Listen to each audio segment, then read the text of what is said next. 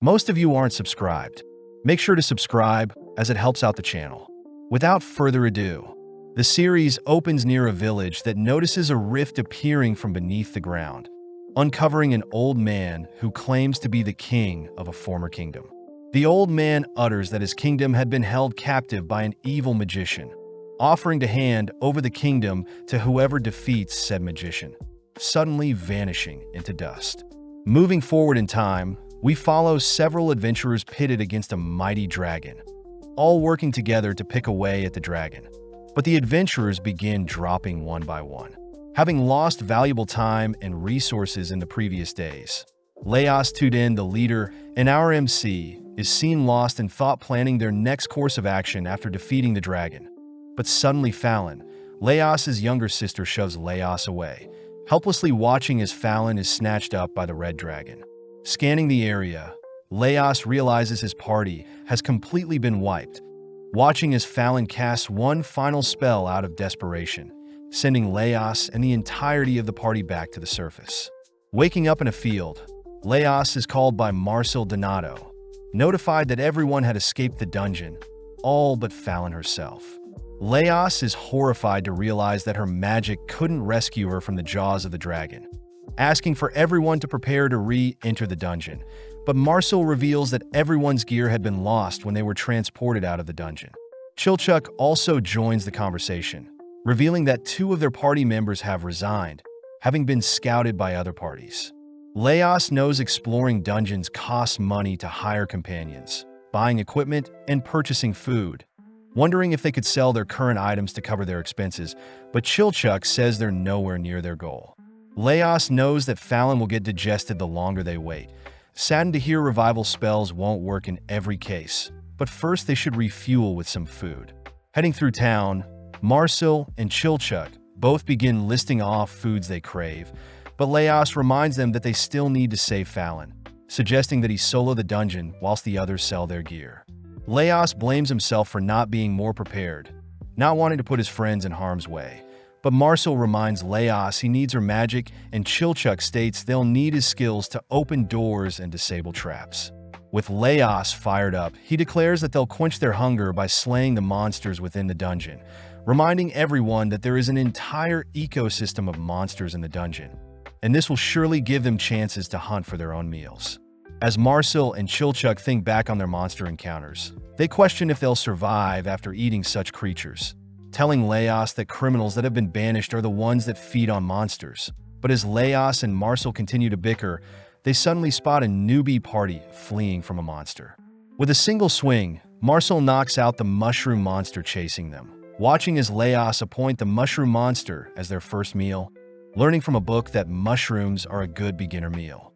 Needing more ingredients, Laos rushes deeper into the dungeon, cutting over to a section of the dungeon that once was a cemetery for villagers to sleep, but now it has been turned into a marketplace for adventurers.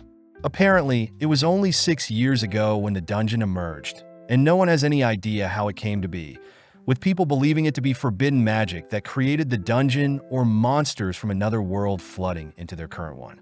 Spotting a hole in the dungeon, Laos sticks his wrapped-up sword into the hole, luring out a scorpion only to put it down like a crayfish. Chilchuck calls out Laos for secretly wanting to eat monsters, but Laos adds he was always fascinated by how monsters looked and how they function, but it doesn't detract from his mission to save his sister. Retrieving some water from a nearby fountain, the gang set up in the middle of the room, prompting Laos to cut into the mushroom monster, amazed to learn that cutting the creature from the side is tougher than vertical cuts. Dicing up the mushroom, Laos tosses the mushroom cubes along with the scorpion into a boiling pot, reassuring Marcel that the scorpion's venom is safe to consume. Tasting the meal, Laos immediately throws up, spotting Senshi calling out to them. Taking over, Senshi begins dissecting the scorpion, removing its pincer, head and legs only to extract the scorpion's organs. As for the mushroom, Senshi removes the bottom half of the mushroom, keeping its top and legs, only to toss everything into a bigger pot he prepared himself. Seeing as the meal is missing things, Senshi heads over to sever some roots and herbs. But Marcel is very opposed to eating plants grown from a location that once belonged to a cemetery. With Marcel demanding to know who Senshi is, a strange ooze pours onto Marcel, revealed to be a slime that restricts Marcel from casting her spells with her voice. Luckily, Senshi frees Marcel with a single stab to the slime, surprising Leos as it would normally take them longer. Senshi reveals the structure of a slime is quite simplistic, as slimes choose their targets based on the prey's breathing pattern, meaning shouting would naturally draw its attention. Senshi begins prepping the slime with some citric juice, sandwiching it between a net, and declaring he'll let it dry into a delicacy in the coming weeks. Taking out one he prepared earlier, Senshi mentions how he studied the dungeon for over 10 years, tasting and adding the final touches to his delicious hot pot.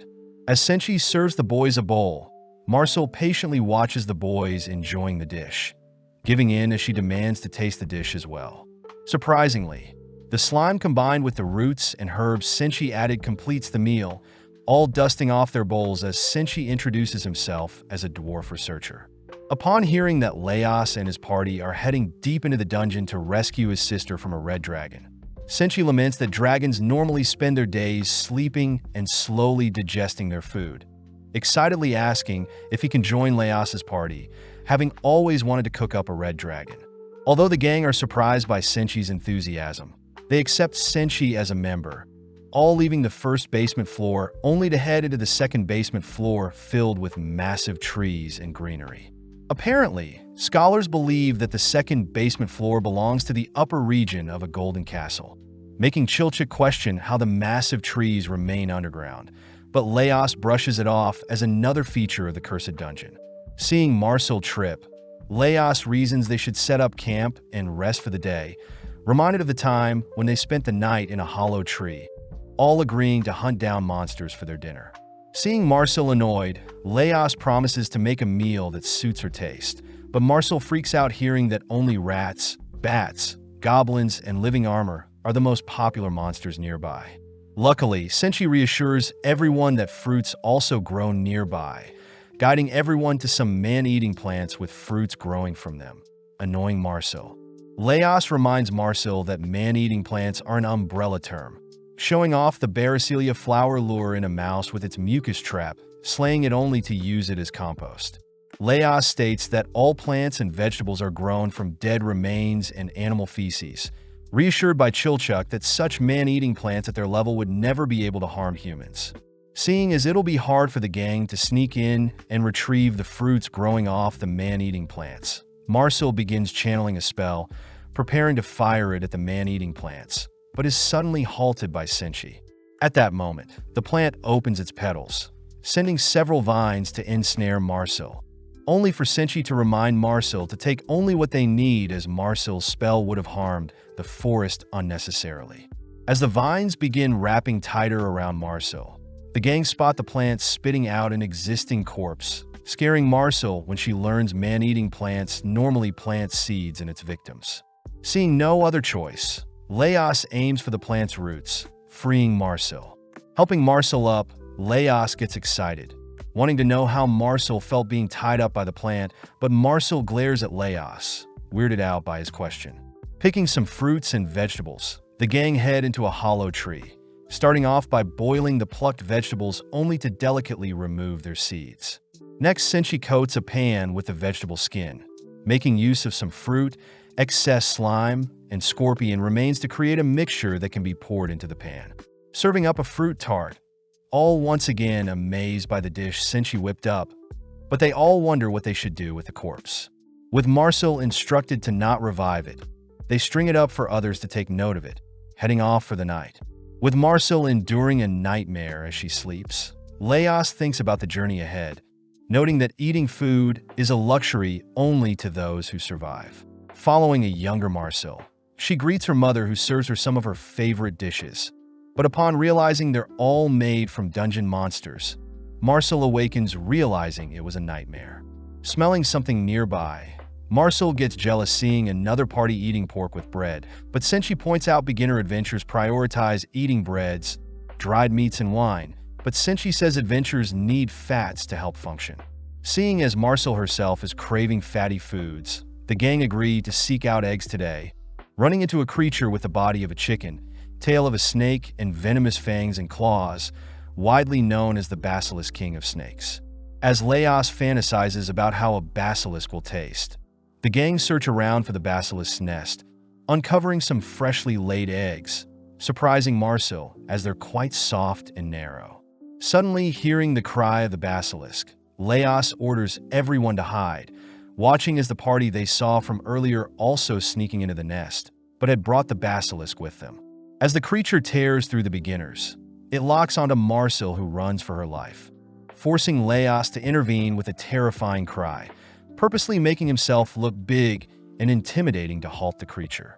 With Senshi sneaking up from behind, the basilisk sends its snake head to deal with Senshi, whilst Leos occupies the chicken head, temporarily confusing the creature and ultimately allowing Senshi and Leos to slay the basilisk. Seeing one of the other party members poisoned, the gang agreed to make use of the antidote in their next meal, all rushing to skin the creature. Covering the creature with spices and stuffing it with vegetables, Senshi roasts the chicken's body, unveiling a nicely plump chicken roast.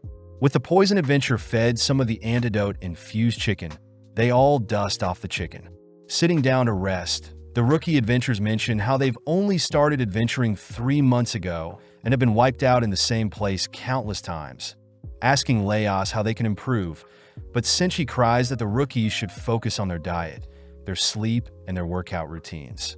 With the rookies inspired, they depart, allowing Leos and his party to descend further, worried that they won't reach the 3rd floor today.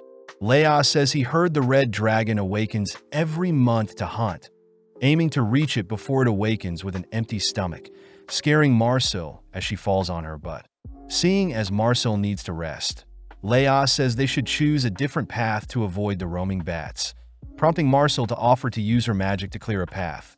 But Leos says Chilchuck can handle most of the traps they'll encounter. Needing more food before they continue, Senshi points out some mandrakes they can harvest, allowing Marcel to take charge as mandrakes are fundamental in magic and medicine. Since mandrakes will let out a loud noise when pulled from the earth, Marcel suggests they get a dog to unearth them, but realizes they have no access to such a creature.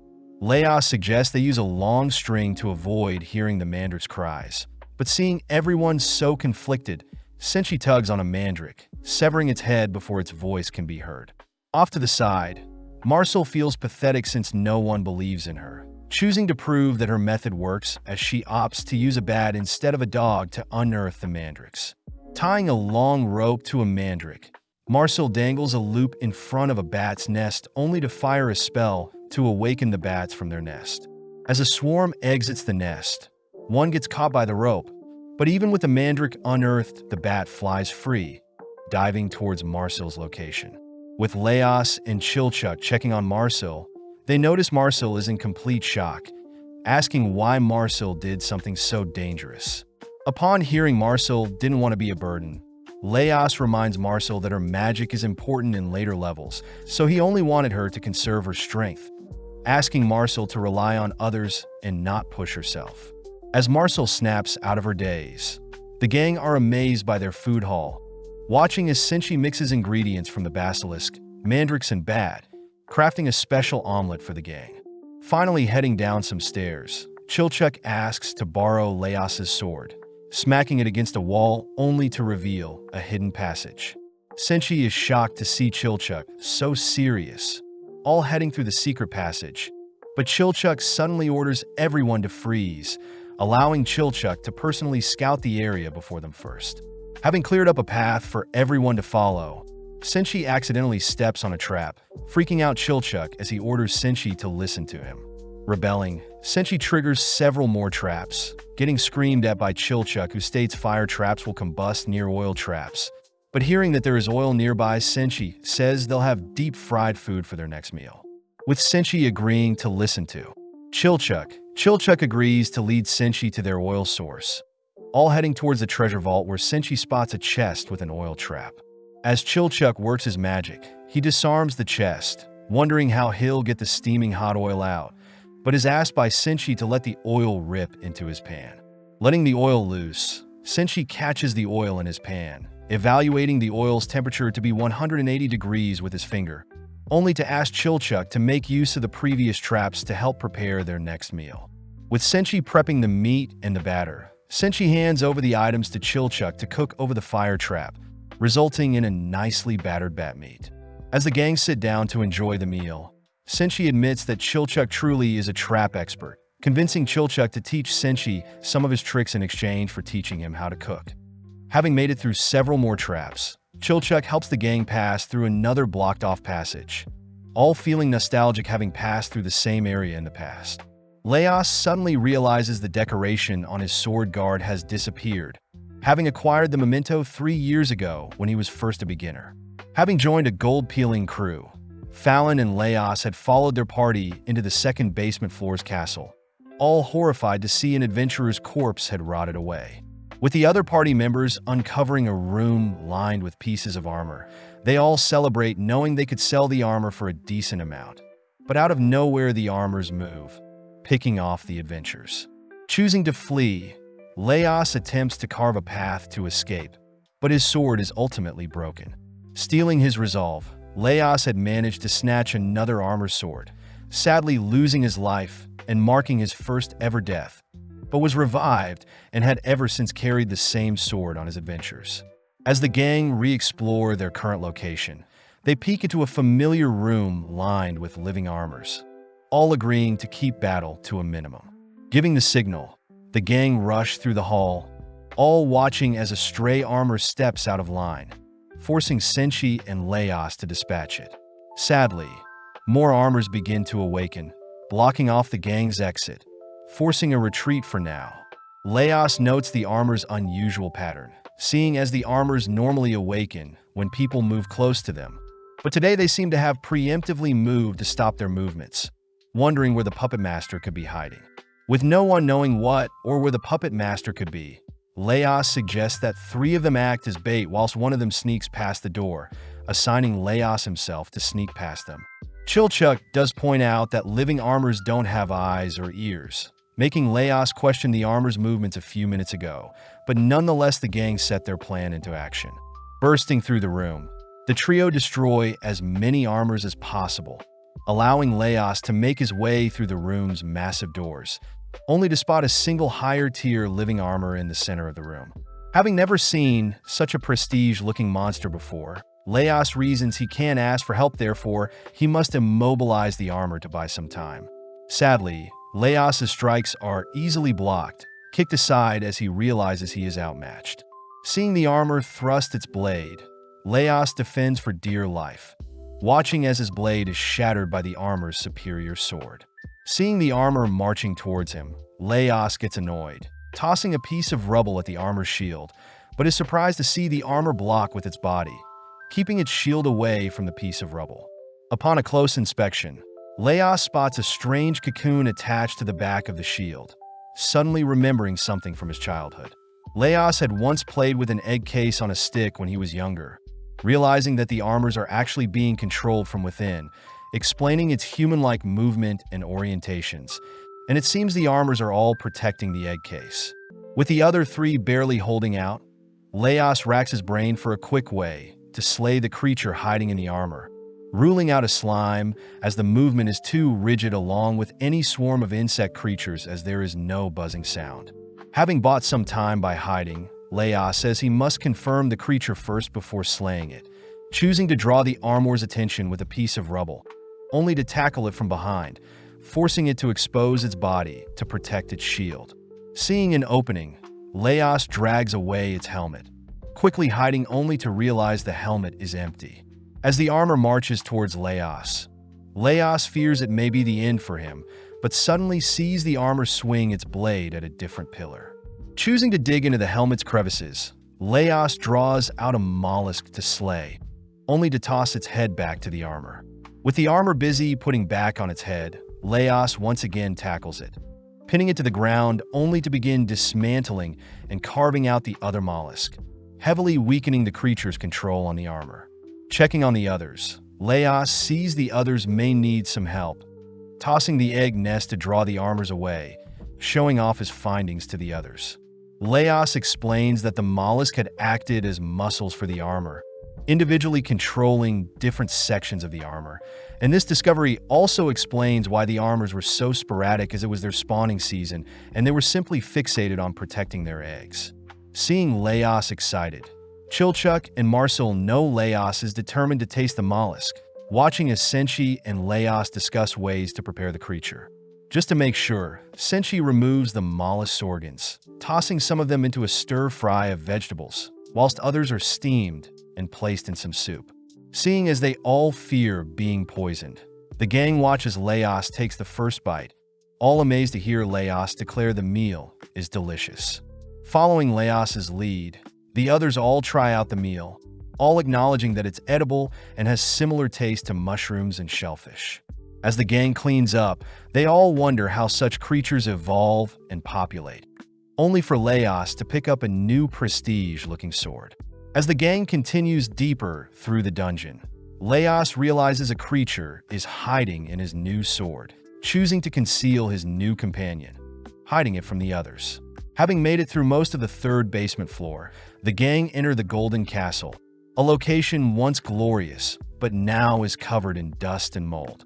Using his ears, Leos navigates the maze-like structure, hiding from wandering skeletons and ghouls whilst greeting other adventurers. Hearing a golem nearby, Leos suggests they head elsewhere, all knowing that golems are mud and stone that has been magically shaped and follows their master's orders. As Marcel shoots down Leos's thoughts of consuming a golem, Senshi guides the gang to his campsite, explaining that he normally hunts on the second and fourth floor, visiting the town only when he needs spices.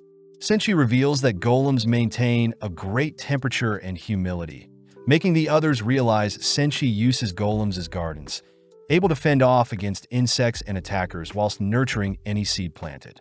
Since the third floor has no other good monster to harvest, Senshi only prioritizes golems, entering a secret passage only to whistle to 3 golems. Before the gang can ready their weapons, Senshi dashes forth, easily identifying the golem's core, only to destroy the golems when he removes their core. Seeing so many luscious vegetables appear from what remains of the golems, the gang joyfully take their time harvesting what they need. As for the weeds they plucked, Senshi asks everyone to help him gather them, to wither them, where he'll place them back into the soil to decompose with some fertilizer. Hearing all of this, Marcel realizes what Senshi is doing, stating that Senshi was the one who planted the cores in the golem, reminding Senshi that activating magical creatures without permission is illegal. Senshi brushes off his behavior as simple gardening, grateful that the others are helping him plant new seeds in the soil, but as they take a break, Marcel excuses herself to use the bathroom. Seeing as Marcel is gone, Senshi takes out 3 cores, planting Taro, Jiro, and Saburo into the soil, declaring that it'll take a while before the 3 golems respawn. With Leos inspired by Senshi's dedication to farming, the gang begin preparing the vegetables, prompting Senshi to start a fire. When Marcel offers to use magic to start a fire, Senshi states he needs to constantly practice his skills to ensure he doesn't get rusty, making use of the remainder of the basilisk bacon to craft a hearty vegetable-filled lunch. Leos is curious as to why the vegetables are so sweet, wondering what the remaining 1% of the golem is made of if 99% is made of soil. With Marcel refusing to answer, Senshi heads off to use the bathroom, reminding Marcel that the toilets on their current floor have been conveniently placed near hotspots. Seeing as things are way too convenient for them, the gang rush to confront Senshi, realizing he's been the one keeping the toilets clean, having used the feces and urine collected as fertilizer. Leos asks why Senshi is so dead set on living a life in the dungeon when he could have an easier time on the surface. But Senshi says it's to maintain the dungeon as a whole, revealing that there used to be 10 golems roaming floor 3, but now there is only 3.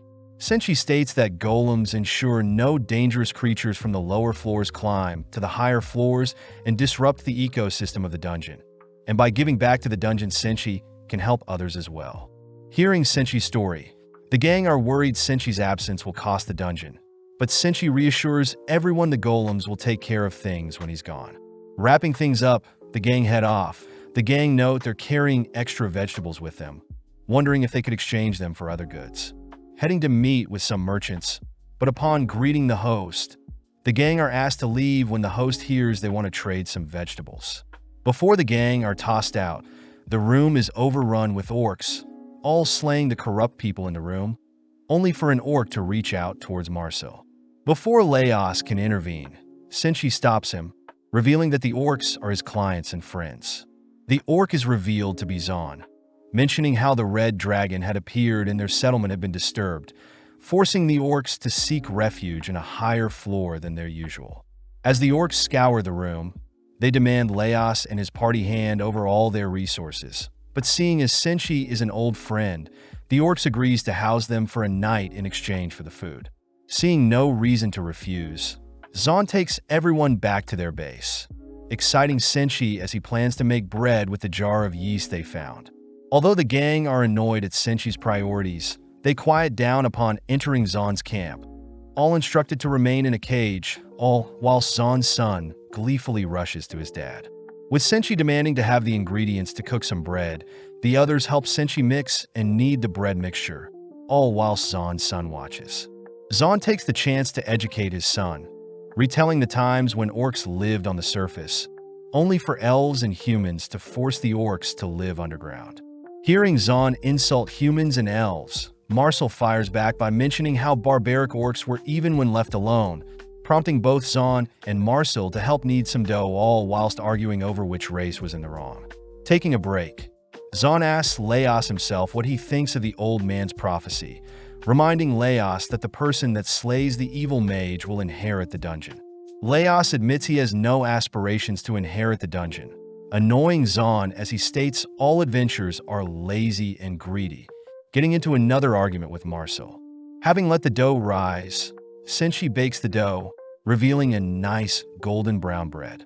Before the gang can taste the bread, Zon declares the bread to be the orcs' belonging. But suddenly Zon's son asks why Zon is being so mean.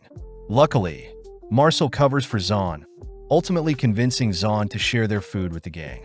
With everyone sitting down for a meal, Marcel admits the orcs can cook, giving Laos the chance to reveal that his main goal is to slay the red dragon to save his sister. Seeing Laos's determination, Zon divulges that the dragon was seen 2 floors below towards the west, intrigued as Zon wonders if Laos has the makings of a king. As Zon gifts Laos a map, they all enjoy a meal as one, finally bidding the orcs goodbye as they descend further. Following a separate adventurers party, they're seen munching on their final meal before their next dungeon exploration. But suddenly someone calls out to Kabru. The man is surprised Kabru and his party had grown so much, reminding Kabru that many parties have been dismantled and gone missing, asking if Kabru himself will be the one to conquer the dungeon. Flattered, Kabru utters that he's not sure he can achieve such a goal, all whilst Rincha Fana glares at Kabru. Finishing the meal, Rin scolds Kabru for being so humble, having wanted Kabru to yell at the man for living such a mundane life. Although Kabru doesn't disagree, he states they should show what they can do with their actions instead of words, all heading to gather supplies. Having acquired various items along with food and water for 6 people, but are forced to stop hoarding seeing as there isn't enough manpower to carry everything. Mikbel wonders what the lower floors are like, giving Kabru the chance to tease Mikbel. But as we go to several days later, the gang have made it to the 3rd basement floor. Easily slaying the creatures on their floor, Kabru notices a strange air the dungeon is giving off, having heard that the dungeon layout is shifting and monsters are more active than normal. Suddenly hearing Mikbel call out to them. Upon opening a chest they found on a zombie corpse, the gang strike gold, all agreeing to head back to town and cash in. Cutting back to Laos and the gang, they coincidentally run into Kabru and his party all knocked out with their loot scattered everywhere. Seeing no visible injuries, Chilchuck wonders if the gang fought over the loot, all whilst Marcel prays to prevent them from becoming zombies. When Chilchuck reaches for the nearby scattered coins, Laos's sword begins acting sporadically, shaking violently as it beckons Laos to draw it. Abiding the sword's wish, Laos raises his blade towards the coins, forcing the coins to reveal their bug-like structure. With the coins swarming the gang, Marcel notices a centipede appear from the pearls around a knocked-out adventurer's neck, swiftly releasing a stun spell to immobilize everything in her vicinity. Laos is impressed to have run into treasure bugs as it has been ages, but the gang are more curious as to how Laos detected the bug's movements, something Laos can't explain as it was his sword that alerted him. Off to the side, the trio spots Senshi breaking the treasure bugs, sorting them into edible and non-edible, intriguing Laos as he wonders how Senshi can discern the bugs. Senshi points out that bug necklaces have legs between the segments, coin bugs have an insect-like underside, ring bugs have a flexible structure, and tiara bugs float on water. Getting to work, Senshi skewers and grills the necklace bug, stir-fries the coin bugs only to grind and mix the remaining bugs, showing off a variety of bug snacks. As the gang try out the snacks, Laos personally takes a massive bite of the sweet treats, wondering if his sword and the treasure bugs are the same kind. Grabbing a fried coin, Laos confirms that his sword reacted because it was intimidated by the treasure bugs, exciting Laos as he names his new sword Kensuk. Seeing Senshi throw away the non-edible gems, Chilchuk and Marcel realize the inedible gems were actual gems that could be cashed in. Continuing on, Marcel senses a cold, tingling sensation, realizing that a ghost is nearby, due to the abundance of corpses on their floor. Chilchuk wonders why they can't just use magic to remove it, apologizing as he realizes Fallon was only capable of such a thing, something Marcel admits to as well. Seeing as a ghost has appeared behind them, they all begin to sprint, but when Laos drops his bug snack, he stays behind to retrieve it, ultimately caught by the ghost. Being slowly frozen to death, Laos struggles to break free, forcing Marcel to blow away the ghost with a fire spell, but the noise ends up alerting more ghosts to their position. Choosing to flee, Senshi learns that Fallon was an expert when dealing with ghosts, having mastered several advanced spells. Flashing back as we see Fallon casting an anti-ghost spell around their former party, reminding Marcel to never harm ghosts as they don't want the ghost to suffer, something Marcel admired about Fallon. When the former party had encountered the living corpse of a missing adventurer, Fallon courageously leapt into the corpse's arms, forcing the ghost possessing it to leave the corpse alone. With Senshi amazed by this Fallon person, the gang choose to hide in a separate room for now, afraid Marcel would have to cast several explosion spells if the ghost attacked. Luckily, Senshi unveils some items to craft holy water, confusing the trio as to who Senshi is. Senshi recounts that there are many customs and beliefs around the world, some of which include the use of fire to scare away demons, the worship of the golden beetle as it represents the sun god, offerings of alcohol to disinfect things, and salt itself as it cleanses all evil.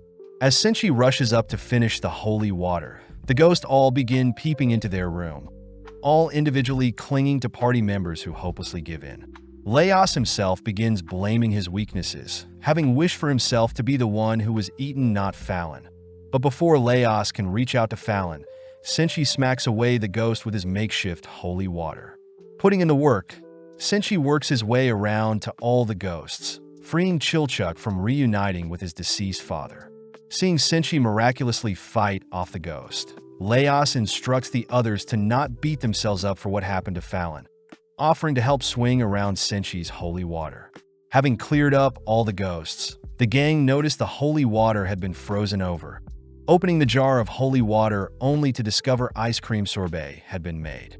Having resolved the issue at hand, Laos states that if Fallon was here, they probably wouldn't have gotten to enjoy the ice cream. But this only sours the mood. Having been walking for a while, Laos asks if they should rest up before descending into floor 4, reminded that they only have treasure bugs as resources. Moving into a dining room, the gang notice an abundance of paintings but no food, all wishing a hearty meal would appear before them. Out of nowhere, a nearby painting begins to spin, attempting to suck Laos in, but Marcel destroys it before anything happens. Laos scolds Marcel for ruining his fun, stating that if he were sucked into the paintings, he could at least quench his hunger with the food inside. Although the gang think Laos is crazy, they end up tying a rope to him, allowing Laos to get sucked up by one of the paintings. Flung into a new world, Laos is spotted by a maid who mistakes Laos to be a guard, swiftly handing Laos a bowl of fruit as they both rush to serve it to the king and queen.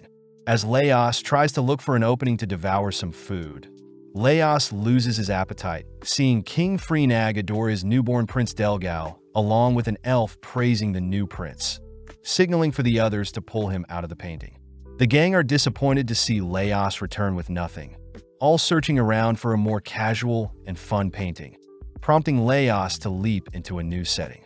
Having fallen onto the table before a prince, Laos is scolded for ruining the celebration, but is relieved to hear a grown-up Prince Delgal pardon Laos's rude attitude.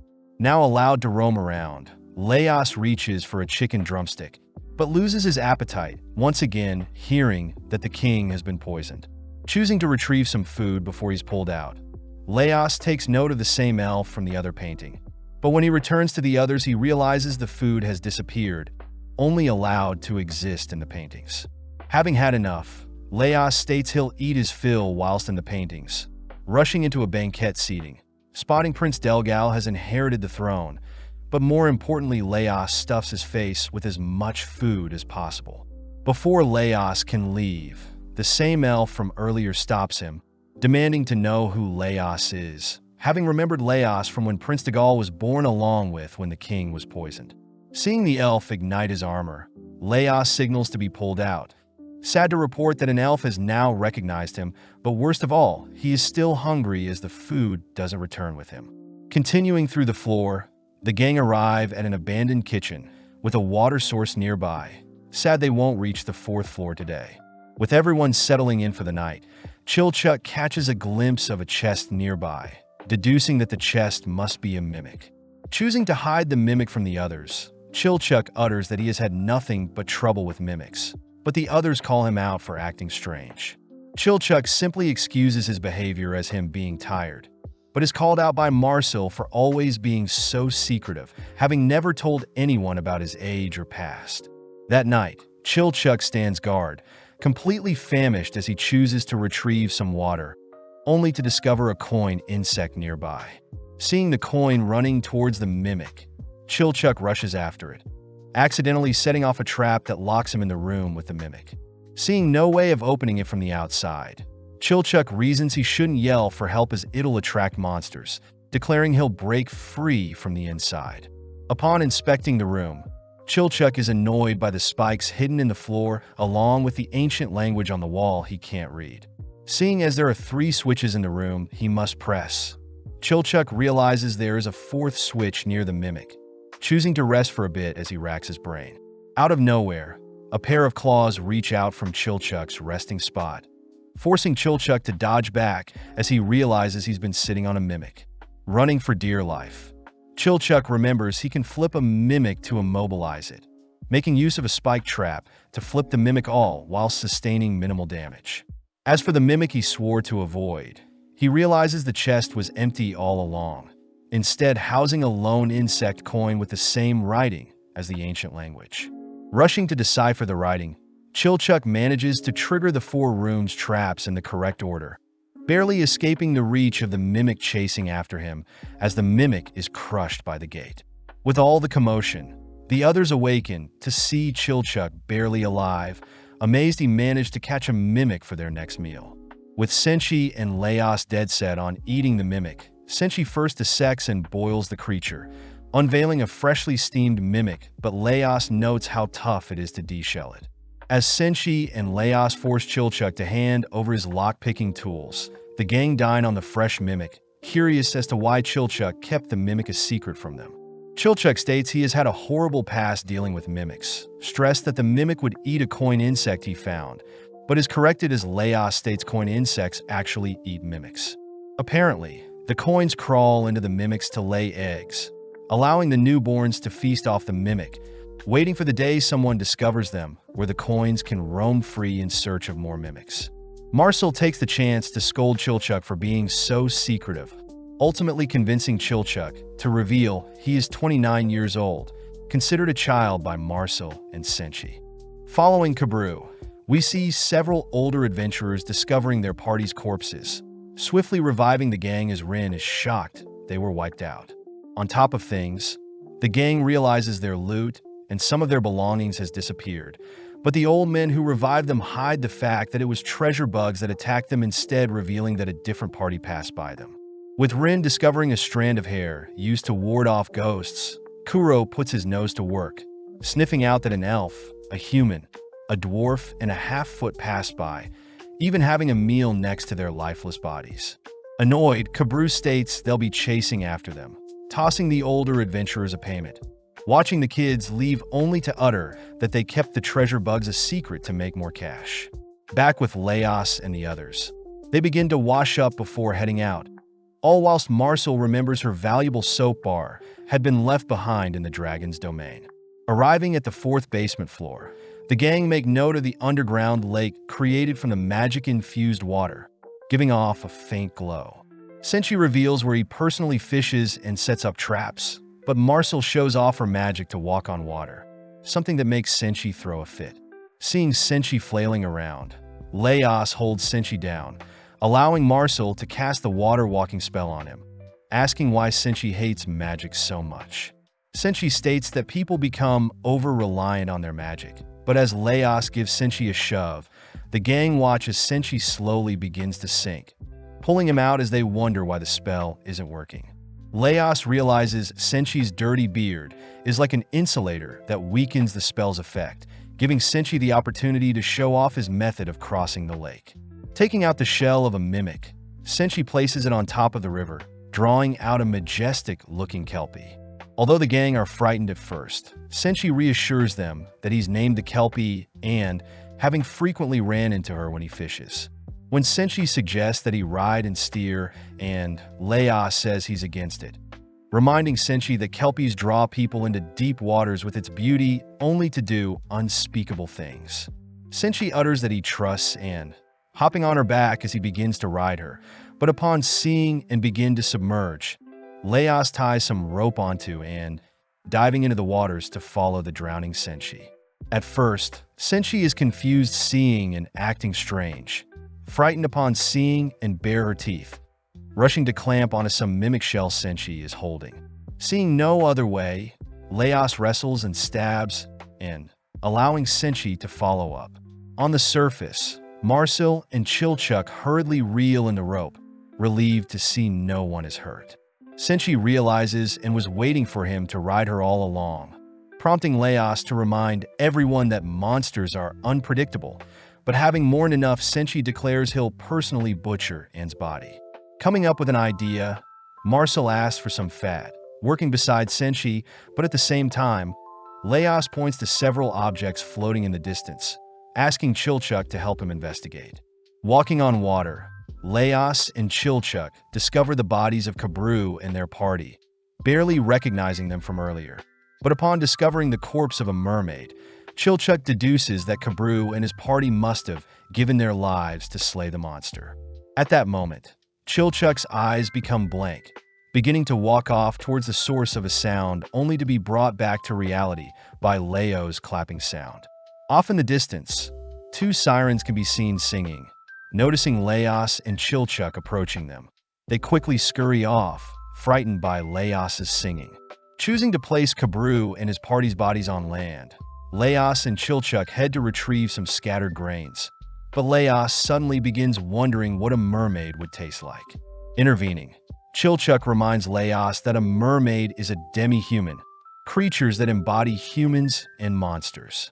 For their particular case, Leos says their mermaid lays eggs, being more monster than human, but Chilchuck still refuses to dine on a human-like creature. Heading back to the others, Leos notices they are still hard at work, choosing to make use of the scattered grains, some mimic meat, and the mermaid's seaweed hair to craft a porridge for the gang. With Marcel digging in, she notices some popping textures in the food, something Leos proudly claims as fish eggs. Pulling Leos aside, Chilchuck realizes Leos had used the mermaid's fish eggs as ingredients, quickly ceasing their conversation upon seeing Marcel checking on them. As some time passes, Marcel presents her soap created from the fat of a kelpie, helping Senshi apply the soap to his dirty beard, only to work tirelessly to comb out wrinkles. With a new and improved fluffy beard, Marcel applies her water-walking spell once more, relieved to see Senshi can now walk on water. As the gang travel across the lake, they encounter various sea creatures, forcing Marcel to cast an explosion spell, but Senshi cries that Marcel killed too many bladefish. Seeing as bladefish can be eaten many ways, warning Marcel that bladefish also serve as a pillar to other sea creatures. But Leos wonders why they haven't encountered any mid-tier monsters yet. Deep within the lake, we see several mermaids swimming to deal with the intruders, only to be captured by several tentacles, forcing the mermaids to swim by Leos and his party. As Senshi feels some rumbling on the surface of the lake, the gang are flung aside as a massive kraken appears, forcing Leos to order Marcel to prepare a spell, all whilst they distract the creature. With the kraken on hot pursuit, Marcel manages to land a direct hit on the creature, but completely unfazed, the kraken begins tangling the boys in its tentacles. Senshi notes how tough the kraken's skin is, choosing to retrieve a mermaid trident, only to ask Marcel to cast another spell for him. With Marcel trusting in Senshi's words, Marcel exposes herself to the kraken, casting water walk on the creature, forcing it out of the lake and onto the surface of the water. Seeing an opening, Senshi rushes in, plunging his trident between the creature's eyes, immediately slaying it as it turns white and loses its red color. Leos realizes the kraken had been devouring the mid-tier monsters, curious as to how the kraken tastes, but Senshi suddenly spots a parasite worming its way out of the kraken. Easily catching and killing it, Senshi begins flaying it, drizzling some sauce on it only to serve some roasted glazed parasite. Wrapping up the meal, the gang spot the kraken being devoured by the smaller fish, something Senshi recognizes as the circle of life, but at the same time Leos begins to quiver, realizing a parasite had entered his stomach, forcing the gang to rest in a nearby room. Having managed to fall asleep, the gang awakens to see Leos malnourished, a symptom of food poisoning. Seeing that Leos should be left to rest, Marcel notes how intricate the dungeon is, having learned about it in school, flashing back to a time where Marcel was a star pupil, the most brilliant female student in history. Marcel points out that her parents were court mages, asking her fellow students to be at ease when around her, only for the teacher to usher everyone into their chairs. The teacher states they'll be breeding spirits today, handing the students jars, only to ask each student to fill the jars with soil and wooden planks with a hole in the middle. From there, a barrier is cast around the jars, allowing for the jars to be injected with magic and spirits. Breeding spirits is the foundation of summoning magic and is what gives life to the dungeon, a practice known as Dugionium. With the girls asked to place their jars in the dark, they all wonder why Marcel is studying summoning magic, amazed to hear she wants to learn how to create a safe dungeon one day. Seeing the girls admiring her jar, Marcel spots a younger Fallon trip, managing to catch Fallon before she falls only to realize Fallon's jar had been incorrectly constructed. Marcel hears that Fallon is always dirty and strange, cutting to a week later where the girls all check their jars, all disappointed to see their spirits have died. The teacher asks the girls to hold a flame to their jars to check. Impressed, Marcel's flame remains lit as it shows the same number of spirits persist in Marcel's jar. At that moment, a massive flame erupts from Fallon's jar. Something the teacher notes is due to the spirits in Fallon's jar multiplying drastically. As the teacher puts out the flame, Marcel demands to know what Fallon did, hearing that Fallon had replicated the real dungeon in the jar. That evening, Fallon shows Marcel a crack in their school walls used to escape, only for both to crawl through the crack. Emerging outside, Fallon's attitude changes, becoming more carefree as she shows Marcel around a forest. Eventually, Fallon takes Marcel to a nearby cave that leads to a dungeon, freaking Marcel out as it's her first time. Luckily, Fallon takes charge, reassuring Marcel that she'll be fine if she follows her, leading Marcel to discover a magical underground lake filled with spirits. Fallon reveals she borrowed the soil from their location for her jar, something that impresses Marcel, as she hears Fallon often reads and writes in this cave. Wanting to perform experiments of her own, Marcel inspects the nearby water, leaping back when she spots a slime emerging from the lake. Before Marcel can slay the slime, Fallon tackles Marcel aside, stating that slimes won't go anywhere near sunlight and are essential for breaking down bat waste and converting the waste into magic. Seeing hundreds of bats on the roof of the cave, Marcel realizes the cave is perfectly at equilibrium, choosing to munch on some berries, all whilst Fallon begins to write a letter. Having never imagined that a dungeon would be so complex, Marcel admits she has a lot to learn, officially becoming friends with Fallon. In the present, Chilchuck refuses to believe Marcel was an A-grade student, but Marcel defends herself, more curious as to who this evil mage is to have been able to construct such a dense dungeon. Having heard everything, Leos reveals that Fallon had always written letters to him when she was in school, having always been a loner, but became more jolly when she met Marcel. Flattered, Marcel declares they'll rescue Fallon no matter what, prompting Chilchuck to point to their current location on the map and where the red dragon is.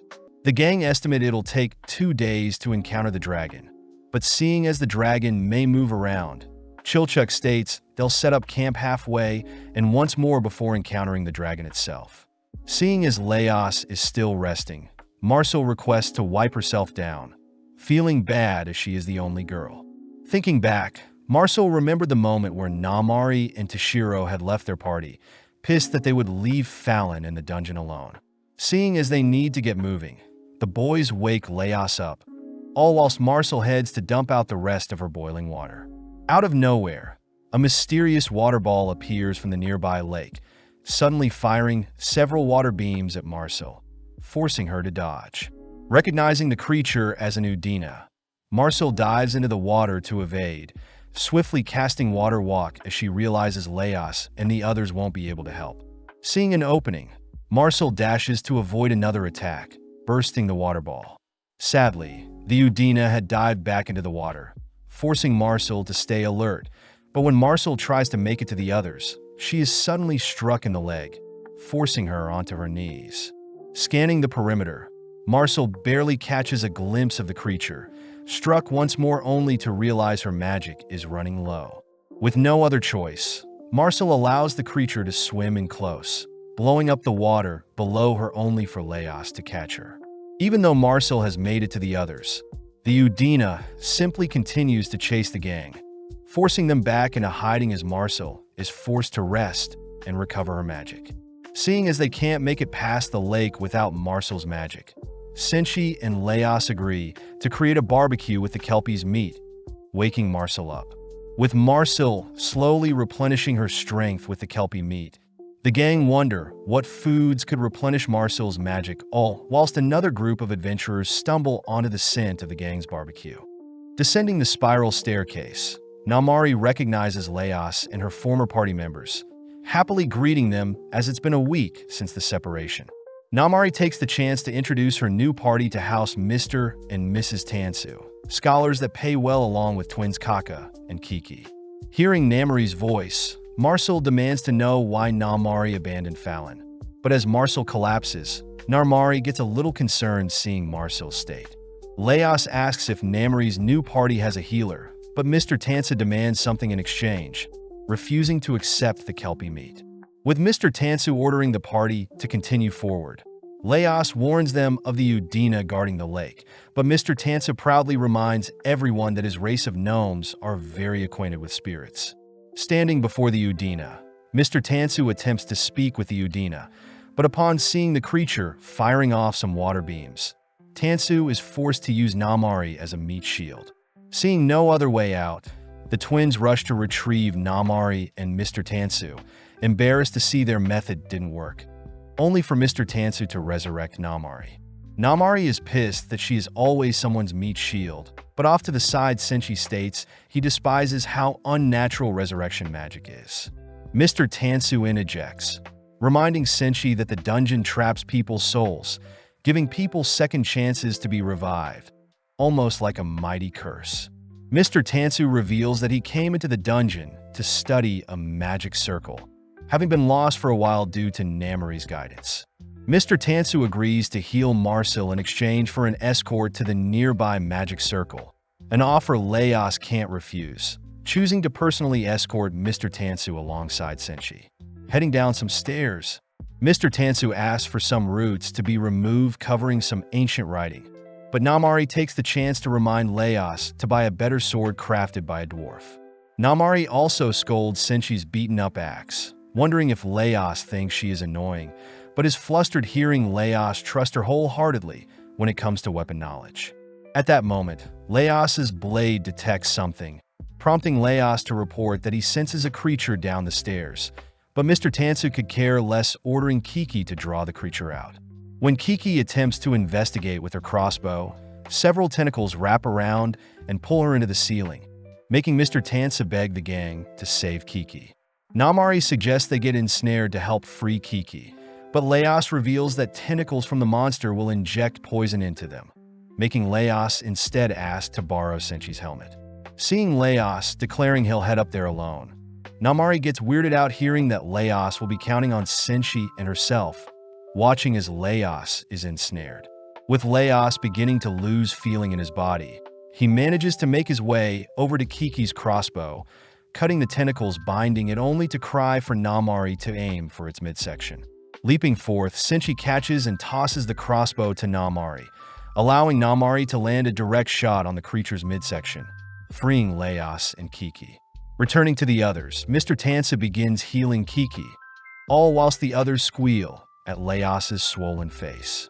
Seeing Senshi return with some of the roots, the gang learn that the ivy tentacle can be suppressed with some vinegar, allowing Senshi to peel it open, replicating a banana.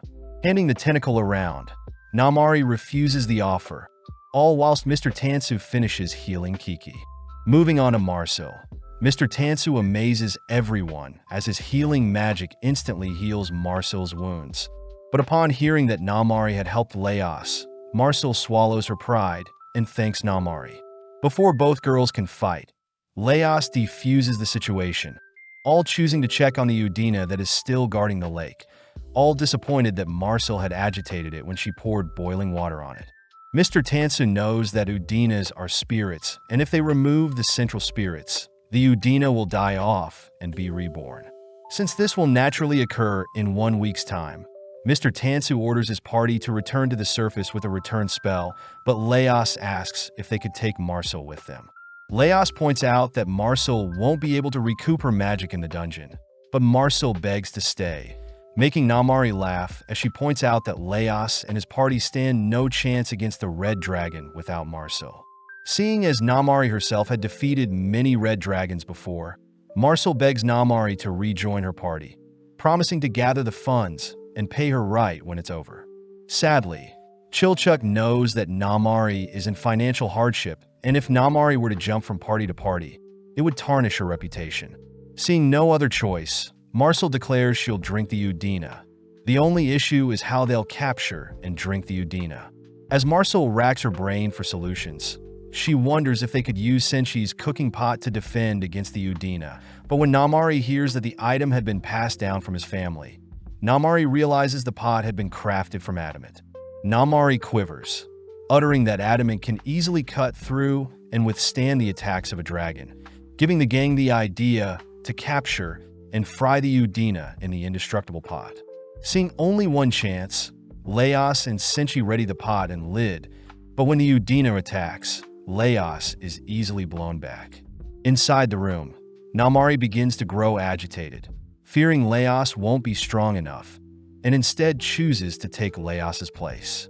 Working with Senshi, Namari and Senshi capture the Udina, tossing and holding it over a fire until the creature ceases its movements. With Marcel grateful for Namari's help, Marcel downs a cup Udina's water, but seeing as it'll be hard to absorb spirit magic, the gang start using the liquid to cook. Cutting up some ivy tentacles and seasoning some kelpie meat, Marcel helps create a stew with the Udina's liquids, serving the gang a bowl each. Namari gets freaked out, hearing her former party had to resort to scavenging to make up for lost funds. But upon tasting the stew, is relieved to see not everything is bad. Seeing Mr. Tansu prepare to leave, Namari convinces the others to sit down for a meal. All cleaning up as Namari learns Chilchuk has stuck by Leos as he had a debt to pay off. Leos asks if Namari knows where Shuro is, learning that Shuro loved Fallon, so he probably is still searching for her in his own way, but just like that the two party part ways. Finally passing through the lake, the gang run into some stairs that'll take them to the 5th basement floor, but Chilchuk states there is an abundance of tentacles blocking their path. Laos reminds everyone that the orcs probably used said trap to scare away adventurers, choosing to hack away at the tentacles to carve a path, but just then Chilchuck pulls Marcel away from the wall, watching as a tentacle emerges from a crack. Chilchuck despises the fact that tentacles grow over traps, concealing and introducing randomness to existing traps. But as Laos checks on his progress, he realizes it'll take ages to descend, wondering how the orcs made it past the tentacles. At that moment, a tongue reaches out to snatch Laos's sword, revealed to be a giant frog that merely tosses Laos's sword down the center of the stairs. When Marcel blows away one of the frogs, another simply snatches her staff only to toss it away as well, prompting two other frogs to surround Senshi, both attempting to snatch away Senshi's axe. With Senshi holding on tight, Chilchuck notices a trap next to the frog that can be used to blow it away, but wonders why giant frogs are immune to the toxic tentacles. Out of options, Chilchuck wraps some frog skin around his palms, heading down to trigger the trap, but realizes a tentacle is in the way of the trap. Unfortunately, the frog holding Senshi's axe opts to devour Chilchuck, but as the gang rescue Chilchuck, Laos gets an idea, seeing Chilchuck use the frog skin. As Laos prepares to craft something from the frog skin, Senshi begins to use the frog's meat and tentacles to whip up some gnocchi and pasta. Eating up, the gang don their frog suits, nonchalantly making their way through the swarm of tentacles, making it to the bottom where they retrieve their lost weapons. Spotting the castle town, they all confirm they have made it to the 5th floor, all shocked to see there are signs of people fleeing the town. As the gang prepare to explore the town, Marcel learns that the inside of the frog suit has become stuck to their clothing, all whilst Mr. Tansu and the others return to the surface. Immediately heading out to report to the Lord of the Island, Mr. Tansu states that all the loot up till the 3rd floor had been plundered, plus orcs have been reported terrorizing people in the upper floors. Mr. Tansu advises that the Lord set a reward to deal with the orcs, but the Lord wonders how the orcs made it to the upper floors so easily, hearing that it may have been through the use of some old dwarf mines. The Lord is annoyed seeing how dwarves are like moles, having heard a long time ago that elves and dwarves were at war, and the tunnels and mines dug were a result of the dwarves' strategy to hide and attack. As a result, rumor has it that the Golden City was swallowed into the dungeon due to these tunnels, but Mr. Tansu asks that the Lord not believe in such rumors. As for the magic circle he discovered, Mr. Tansu states that the spell is from the work of an elf, wondering if the evil lunatic of a mage that created the dungeon was an elf. The Lord reveals that he had received a request from the Western elves recently, asking the Lord to return the dungeon to them. But Mr. Tansu furiously states that the elves stole the land from the dwarves and gifted it to the humans. With Mr. Tansu calming down, the Lord states the king of the elves granted the humans this land, wondering if the Western elves are after the dungeon's remaining treasure. Mr. Tansu corrects the Lord, stating that it's the spell of immortality cast on the dungeon, along with the spell that ties the soul to the body that the elves want, advising the Lord to figure out the dungeon's mysteries first. When the Lord grows hesitant of how to proceed, Mr. Tansu declares that the Lord must get a hold of the blueprint needed to create the dungeon's great magic, tempting the Lord with the respect from the elves if he does. Seeing as the Lord is desperate as well, Mr. Tansu suggests that the Lord not hoard his wealth and instead invest into the adventures, intrigued to see how far Laos and his party will go. At the same time, Namari awakes for a nap, satisfied to finally be paid, but swiftly heads out seeing as she needs to head back to the dungeon for another errand. As the twins accompany Namari to the Resurrection Temple, Namari asks if any corpses matching Fallon have shown up, but sadly the receptionist states none match the description. Back with Laos, the gang head through the castle town outside the Golden Castle, reaching the orcs' previous settlement. Seeing as the orcs were in a hurry to evacuate, the gang finds some flour and alcohol, exciting Senshi as he wants to make bread. Peeping through another door, the gang are horrified to discover the burnt-up corpses of wargs incinerated by a dragon's breath. Having confirmed that the dragon is now awake and roaming, Marcel begins to doubt her chances of survival. Calming her down, Chilchuck reminds everyone that he won't be able to participate, but Senshi wonders how Laos dealt with dragons in the past, hearing that Fallon would cast protective spells prior. Then Laos, Shuro and Namari would engage the dragon. Marcel would support with offensive spells, and Shuro would deal the finishing blows. Seeing as their party has changed drastically, Leos states they must target the underside of the dragon's neck, but Senshi is curious as to how big a red dragon is. Using the destroyed surroundings as reference, Leos reminds everyone that the dragon is huge, wondering if they could jump onto the dragon using the surrounding buildings. Marcel also points out she isn't as gifted as Fallon, unable to ease someone's fall or cast fire protection spells. Plus, their current weapons won't do any good harming the dragon. Marcel adds that she can prepare an explosion spell to stun the dragon at best, but wonders if Leos or Senshi can land the killing blow, suddenly giving Leos an idea. Leos suggests they collapse the surrounding building onto the dragon, pinning it so there won't be any risk of counterattacks from the dragon. Plus, they can lure the dragon around town to buy time for Marcel to cast her explosion magic. Leos does wonder why the dragon has appeared on the 5th floor, a location that is quite narrow, but Chilchuk reminds everyone that Senshi's pot can be used as a weapon against the dragon. Seeing as they have a solid plan, the gang spends some time mapping out the town, only to head back to their base where Senshi has prepared some bread. Seeing as they made the mistake of fighting the dragon on an empty stomach last time, the gang indulge in Senshi's deep-fried breaded fog. Appreciating the moment, Leos thanks everyone for making it this far with him, all suddenly hearing the red dragon appear.